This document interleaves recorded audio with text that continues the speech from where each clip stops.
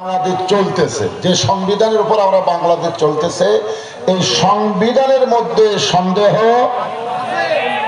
সবাই বললেন না, জোরে বলেন, এই সংবিধানের মধ্যে ধোঁকা, গোজামিল। তাহলে আগেরটার কি বললেন? নাই। তিনবারই বলছেন নাই, আর পরেরটা তিনবারই বলছেন আছে।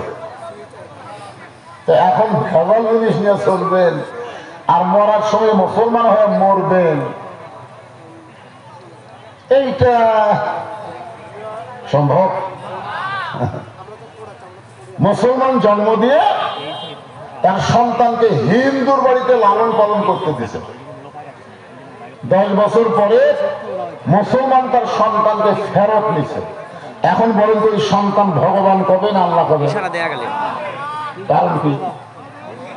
কারণ লালন পালন হয়েছে হিন্দুর বাড়ি, যতই মুসলমান জন্ম দেয়।